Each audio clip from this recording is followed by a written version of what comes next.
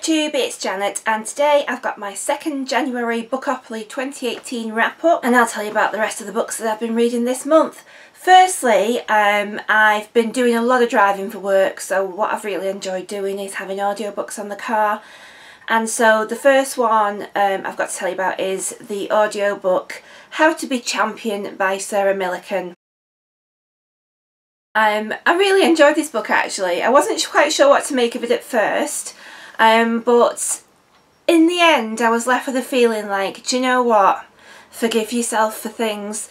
Sarah is very open about the fact that she's an overweight woman, but she's embraced that she is loved, she is happy, she enjoys what she's doing, and that really she's found people and a place in her life where people just love her and accept her for what she is. And there is an element of where she's talking about her life and how she got into comedy and how she went through a divorce, but also about that accepting of yourself.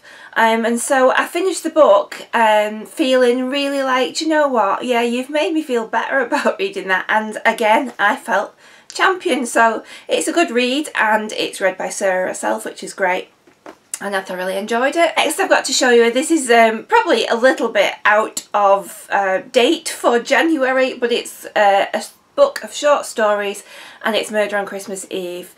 And I started reading this over Christmas, got halfway through and then didn't quite finish it off, so I finished it off in January.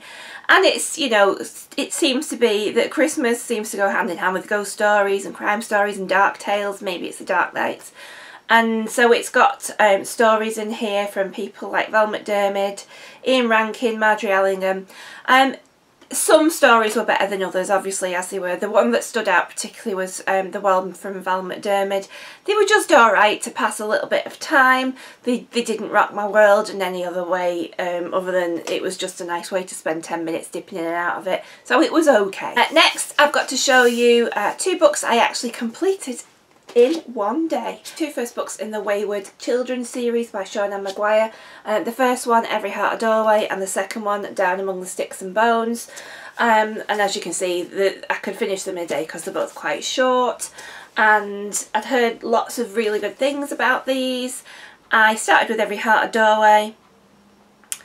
I liked it, but I didn't love it. But it's very much the stuff of cliche, classic children's literature and fairy tale all mixed in together. So basically the classic plot that you fall down a well, you find a door in a tree, you go through the wardrobe, and it's all about those children who have been on this journey but then have to come back, and then they struggle to fit in with reality and the real world again.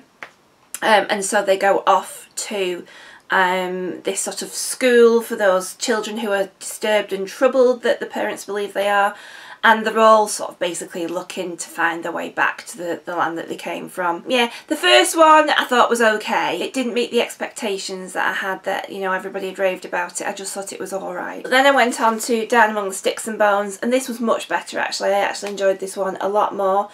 And this sort of takes two of the characters that happen to be sisters that are mentioned in the first book and tells you their story of the land that they went to and what happened to them there. And I really enjoyed that bit of it. You actually got the insight into the land and the place that they'd gone to and what they wanted to get back to. Although I have to say, I didn't really understand the logic of wanting to go back there, where it was a little bit of a brutal place that they came from, and you were always sort of aware of danger, and I couldn't understand, for me, why you'd want to go back to a place like that, but they did, so yeah.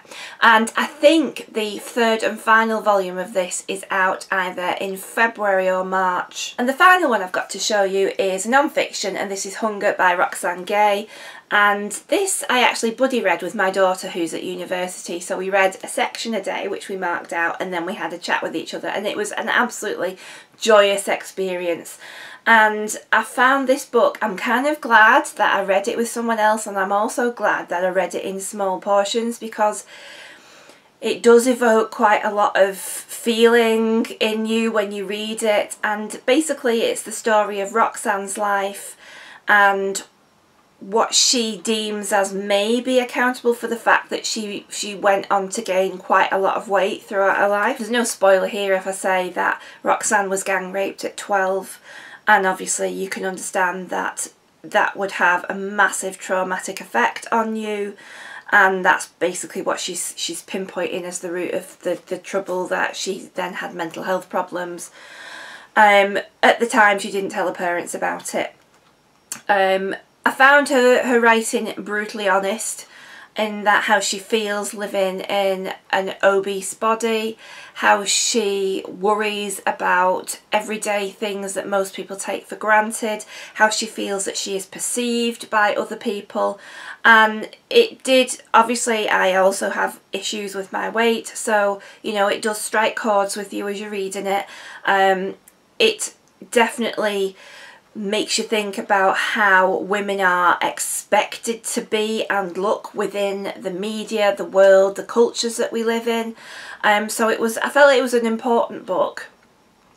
It's definitely one that will keep me thinking for quite a while afterwards. I definitely feel like Roxanne is someone I would definitely like to read more from. It did upset me a little bit, the relationship with her family, who, although they do love Roxanne, I do feel there is an element that the love for her is not, it's not unconditional love. They're always, I think Roxanne sees it as that they mean well in trying to help her to lose the weight. It always seems to be the issue that they want to tackle whenever they have contact with Roxanne, and you just think, well, if it's unconditional, you just love her no matter what. So that did worry me somewhat. But yeah, it's definitely a book that I'm really glad I read. I think it's an important book and I thoroughly recommend it. And I also read this month the audiobook Where Am I Now by Mara Wilson. If you don't know who Mara Wilson is, she's the girl that was in Matilda and Mrs Doubtfire. I listened to this on audiobook, so it was read by Mara Wilson herself. And it's all about her experiences as a child star, and the death of her mother as a young child, and her battles with mental health, and how she now has turned more towards comedy and writing. And it was okay. I just found it a little bit pretentious, and so it did rub me up a little bit the wrong way. But so I gave it around about 2 stars. It was alright. It was interesting, but I didn't love it. So that's where I'm up to so far with January. Let me know how you're getting on with your reading this month, or if you've read any of these, and share your thoughts with them. I will see you all soon, BookTube. Keep reading. Bye!